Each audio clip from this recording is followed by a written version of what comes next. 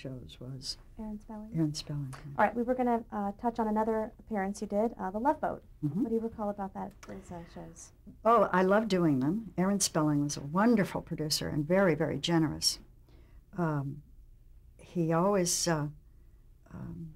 gave you your shoes. I remember that when you would, they were beautiful gowns, gorgeous gowns, and clothes of all sort. I did at least 3 of them that I recall. And I would wear 2 or 3 or 4 pair of shoes in each episode. And they were expensive ones, not just, your run-of-the-mill shoes, but, a couple $100 each. And one year, the first couple of times I did it, they gave me a couple of my pair of shoes. The next time I went back to do it, the wardrobe lady said, Eilish said, you want your shoes? And I said, no, I don't need any more shoes. I got lots of shoes. Well, at Christmas time, I get this great big box from Aaron Spelling filled with shoes. They were gorgeous, absolutely gorgeous, gorgeous shoes. Anyway, the other thing is Bernie Capel, who played the ship's doctor. I came in all dolled up from one of the episodes in a gorgeous evening gown and makeup and everything. And he gave me a nickname, Boom Boom Ginger Jones. He said, he was in the makeup chair, he said, well, if it isn't Boom Boom Ginger Jones. So we had fun on that show. And then I went on to do some theater with Gavin McLeod. Yeah, he wanted me to do a play with him, so I went off and did a show in Florida with him. We had fun. In 1984, you joined the cast of Days of Our Lives, daytime drama. How did that role come about? Well, I was just called and asked to come in, and once again, it was supposed to be a one or 2 episode deal. It was like the middle of the week, and my character, the evil Nurse Honeycutt, and that was like her whole name, like evil was her first name. The evil Nurse Honeycutt was going to pass the prism to someone. Don't ask me what the prism is. I have no idea. So I was in the back of a limousine passing this prism to someone. And the man that I was passing the prism to was, the next time I went in for the second day, he had been, his character had been zapped dead in a hot tub, and he wasn't there anymore. He had said something wrong to someone, and so they killed him. And they changed the storyline. But, so actually I hadn't given him the prism yet, so I still had the prism on my person. So over 2 years, I shuffled this prism around while trying to kill people. And it was just, I had a wonderful time. I never knew what on earth I was going to do. But the evil Nurse Honeycutt was right there. Were you bothered not quite knowing the whole convoluted storyline? No, heck no. No, it was fun. No, I had a lot of fun. How did the production schedule compare to doing a sitcom? Was that a big change for you? A little bit, but my boys were older then. They were all, obviously all in school, and a couple of them in high school, and one in college. And so I had a lot of free time, and it didn't make any difference at all. I'd work 1 day a week, 2 days a week, sometimes more, sometimes way less. It was just whenever they needed Nurse Honeycutt to try to give somebody an injection of some sort, or pills, or whatever. So, on average, how many lines did you have to learn, to memorize? Was it more? Sometimes a lot, sometimes not very many. And it just depended. As a matter of fact, when I left the show, one of the characters was about to go off into the woods to have a baby. Yes. And I remember as we left the set, the last scene that I shot was with one of the male evil characters, one of my cohorts, who's still on the show, I think. I was sent down the hall to make a phone call. A phone call. As I left the set for the day, and I knew that I wasn't going to be working for a while, I said, bring me back a nice baby, you know, laughing, joking. Never seen again. Nurse Honeycutt went down the hall to make a phone call. Never seen again. Never spoken of, gone. You know, it's one of those things that haunts you at 1 o'clock in the morning. Shouldn't I have said that? What did I do wrong? It was like the guy that got in the hot tub. I don't know. Or maybe they just were through with Nurse Honeycutt. I don't know whether it was me or what, but I never came back. What was the rehearsal process like? Did you have a long time to rehearse, or No, just no, thrown in there? Not hardly at all. And there was a line of dialogue that I almost can still remember to this day because it was hard. And I carried it in my purse. And I think it was this. Carlton learned that poachers who were selling endangered species skins found the prism in the belly of an alligator they killed. That's it. And you get your lines in the morning, and then you have to do them then. You don't, they don't send you the script to learn. Did you have any techniques that you used to learn them so quickly? No, just have a good memory and carry a big purse. Do you remember which members of the cast you worked with? Like Joseph Mascolo? Yeah, he was the one who's, with the smoke and everything. He was over the evil character. He's the one that sent me down the hall to make a phone call. And I worked with almost everybody that's still back on the show now. They changed the storyline, and I watched it for years. I was originally I tested to play a character that had left the show, to replace someone. And the main lady star, that's the main lady star now, got that part. But the casting process took over a year, and I actually tested twice. I came back and tested with a blonde wig, which was apparently hilarious. And they said, take that thing off, and I did the test. Are you thinking of Deidre Hall? Deidre Hall. Mm-hmm. And in the meanwhile, when I was the testing process, I figured I'd better watch the show so that I know what the storyline is, because I'm going to have to just jump in if I get the part. And they kept saying, no, we're seeing other people, but you're still, right up there. It's like you and whoever else. If we don't find anybody else, it's you. So in the meanwhile, I got hooked on the show, and I watched it every day. I mean, a day could not go by that I had to be there in front of the television to watch Days of Our Lives. So for a long time, I was a Days fan, and I just through, I think, working on something else that I had to move on, and I was busy during the daytime, and I didn't have a TV set, I got away from watching it.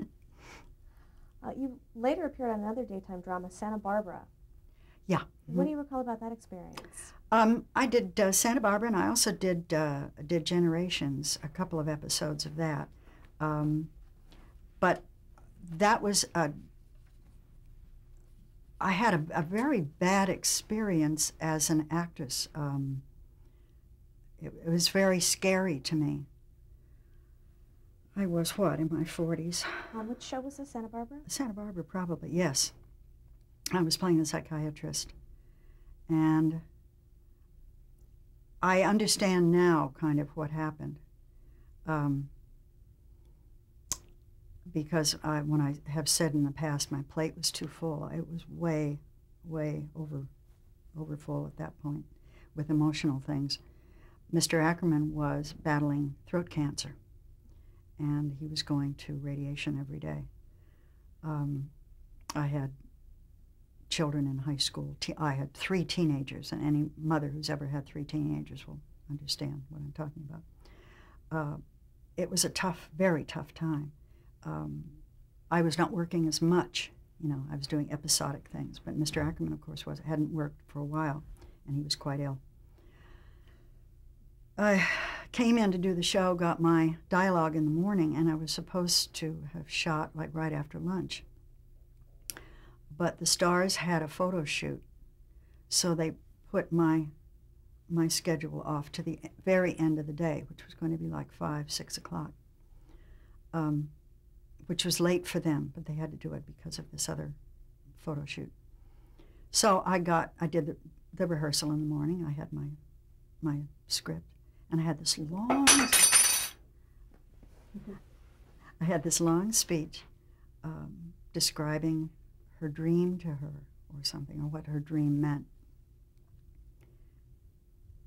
And I was doing needlepoint. I remember that, sitting in my dressing room with the script down beside me, and I would run through it, and I'd run through it, and I'd get stuck, and I'd look down, and needlepoint. I had no doubts whatsoever that I could memorize that. I mean, I'd memorize things like that many times. I mean, come on. I got on the set. I'd have my makeup touched up. I was perfectly relaxed. Heaven knows I was rested. I'd been sitting in a room all day.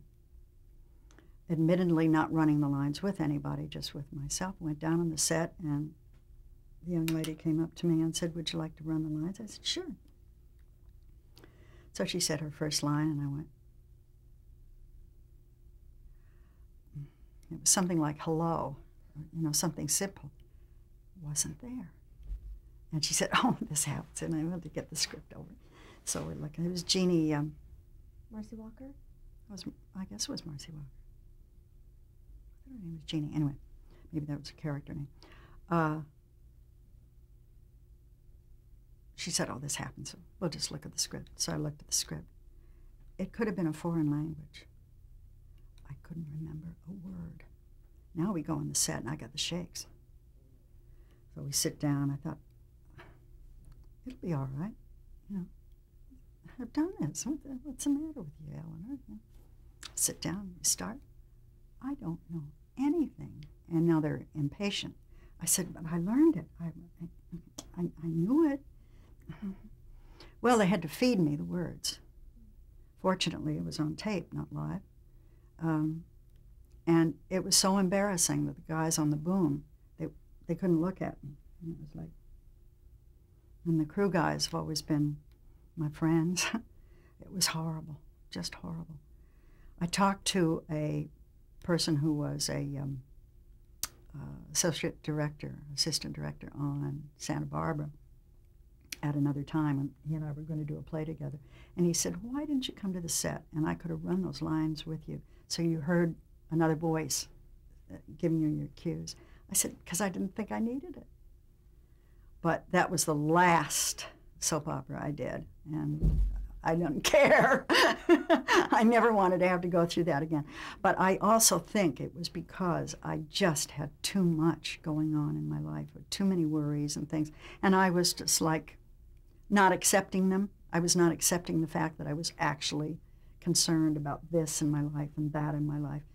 I was just trying to do it all, and I all of a sudden hit the wall there. Wow. Let's move on to a happier experience. You were in the Fox sitcom The Adventures of Beans Baxter. Talk about that show. That was fun because it was the first season of the Fox network. So I'm so pleased to have been, I feel like the grandma of Fox, being one of their first little shows. They only had 3 shows on the air. They only aired for like an hour every night of these 3 nights. It was so cute, and it was a fun experience. I mean, getting the part was fun, and I can't say that about most audition processes. I don't like them much. I'm not good at them. But when I came in for the final, choosing, there were lots of young people there to audition for Beans and to play the younger girl and so forth. And they had me sign these papers, which they do now. You actually sign your contract so that you can't say, "Hey, I want such and such," after the fact. So I signed all the contracts, and I went in and I did the scene, and I left. And I thought, gee, I want to get out of here before the other ladies come, or the other lady comes, because you never want to see who the other people are. And I scooted out home. Well, it turned out I was the only one brought in, which was a nice honor. And Barry Diller was a fan of mine, and he was the one that said, okay, that's her. So I really, I enjoyed doing the show. I was sorry that it didn't go on to do more episodes, but it was a lot of fun. We shot it up in Canada, and about 50% of the cast were Canadian. We shot in Vancouver, and just had a ball. It was What wonderful. was your character? I was the mother of Beans Baxter, who was a spy, an international spy. Unbeknownst to the family. And so he'd have all these adventures, and then he would just be a regular boy at home. But it was cute. It was a cute show. Let's go through some of your guest appearances in the late 80s and 90s. The first is Newhart. What do you remember about that experience? But yeah, I had worked with people that I knew, that I'd gone to, my children had gone to school with Bob Newhart's children, so I knew him personally, and Tom Poston I had known, and we'd done a play together, actually, up in Canada, also in a different part of Canada. So it was like old home week, and it was fun. You know, it just a week's work, and it was fun. You did the Golden Girls. Yeah. What do you recall about that episode? That was just having one scene with B. Arthur, and they rerun it quite a lot, and it was very interesting working with her. She's very shy, but I knew a lot of the other women. I knew Betty White quite well from Actors and Others for Animals, and she's a wonderful, wonderful, funny person and very welcoming. They were all just great. I mean, all the women were just. Rue McClanahan and I had done a play together, so I knew her. It was kind of like old home week. And then working with B. Arthur was just great. Well, let's touch on one feature film of yours, 1990 Pretty Woman. Mm-hmm. How did that role of Bridget come about? Well, through Gary Marshall, who was the director-producer. And he likes to use the same people kind of when he can. And he just, that was kind of a cut and paste thing. We shot it on a Sunday at Gucci's in Beverly Hills. And when the woman that I'm speaking to as I enter the scene is Gary's wife, actual wife, Barbara. And she's always in all of his movies, every single solitary one of them. And her parts are getting bigger and bigger and bigger. She's going to have the lead one of these days. Good for her. And anyway, I call her. He says, "What do you want to call her?" Because Gary wants to ad-lib a lot. And I said, let's call her Mrs. Ramey, because Mrs. Ramey was my next-door neighbor when I lived in Studio City. So when I say, "Thank you, Mrs. Ramey, we'll call you as soon as it comes in." And so it was a lot of fun. And it was kind of cut and paste that the line that got the big laugh, the punchline, "They never are, dear," was actually recorded just to be a voiceover. And there was a scene upstairs in a dressing room, so they shortened the whole sequence to make it just the one scene, and it worked very well.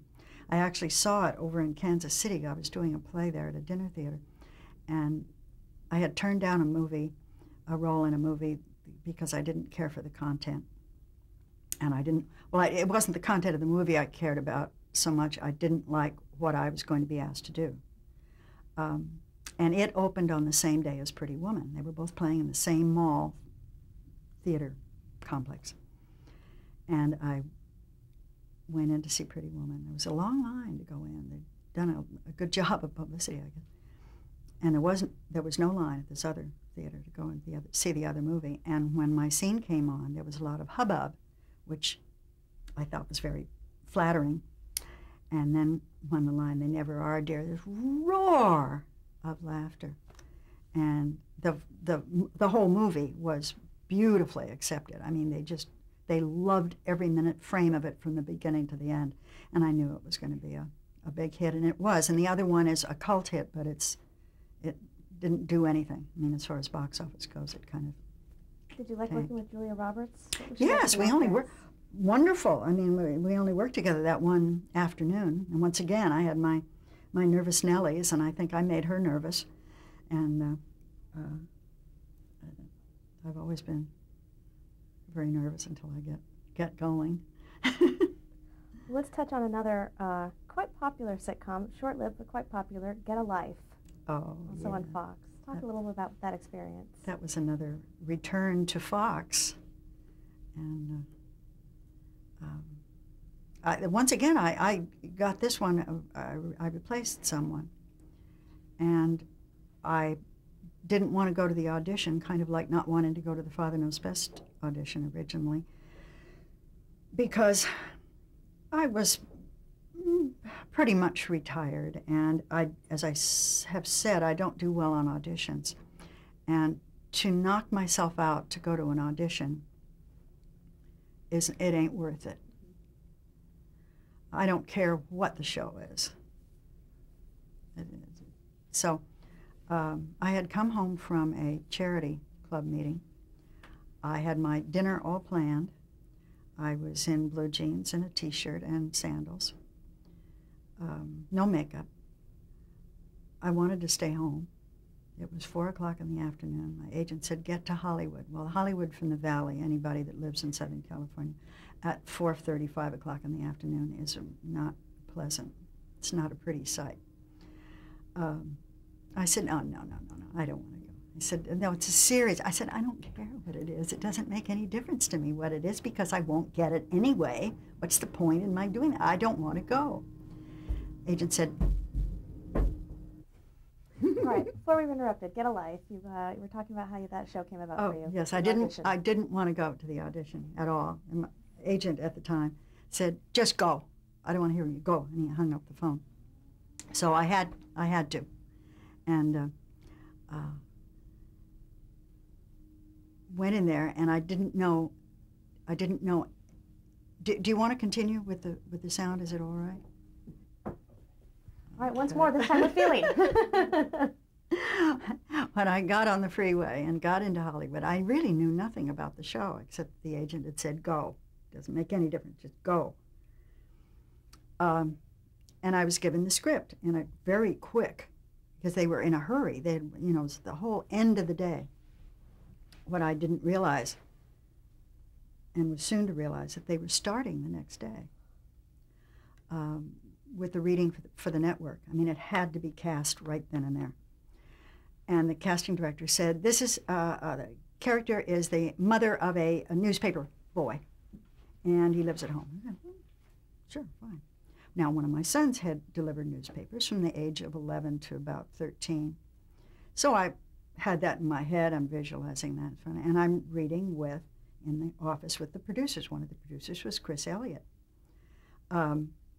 Now, I don't know who's going to be playing the part of the little boy, and I'm reading the lines as though I'm talking to a 12-year-old.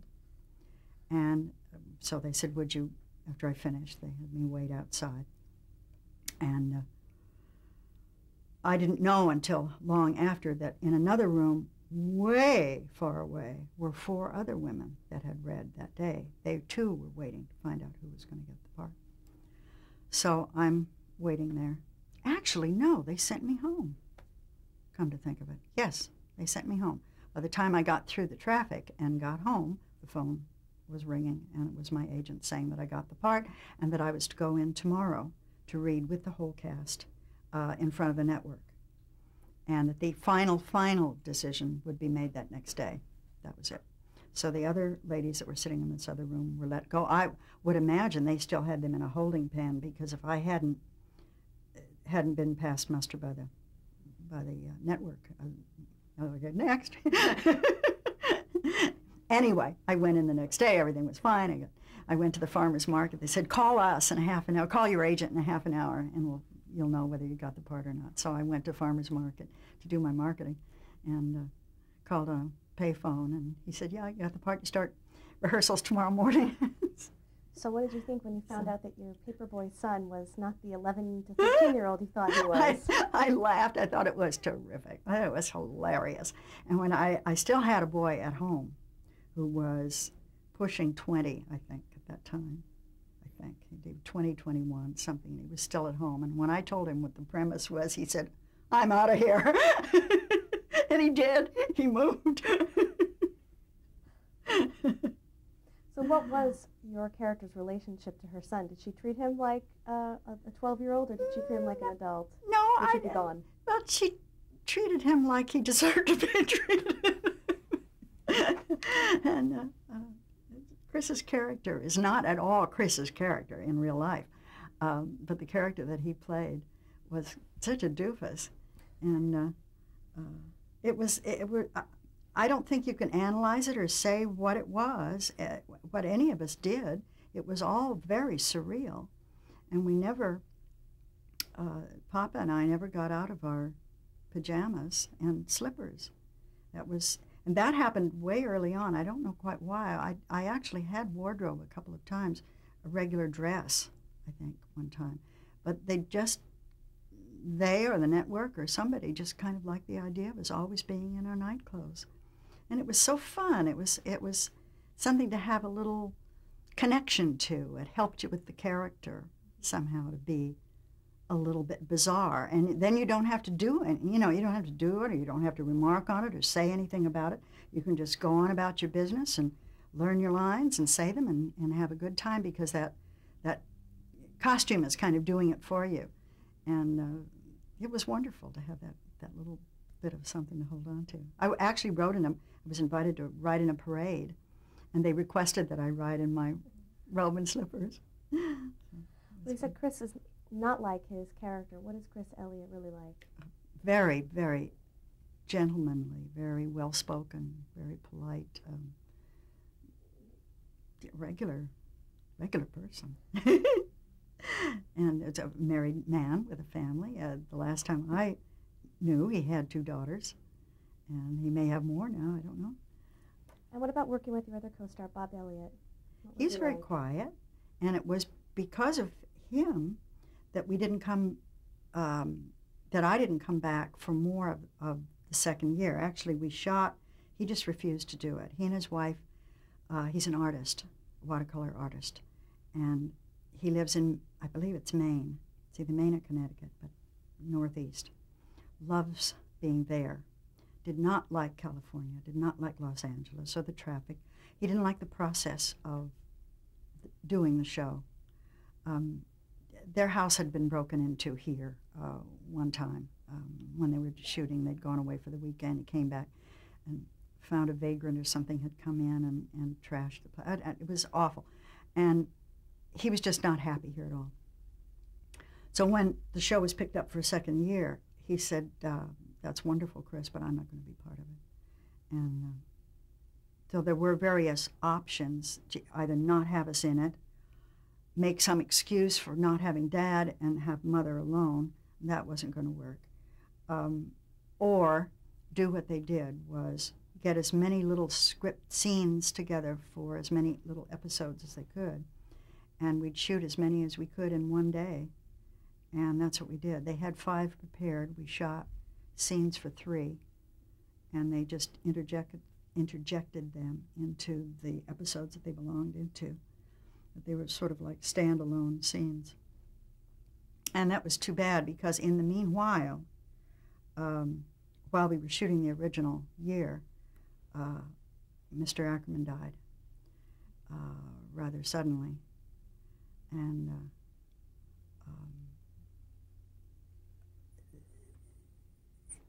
it was wonderful to have that show, have a place to go. I actually, because I had promised them, they said they were obviously on a tough schedule.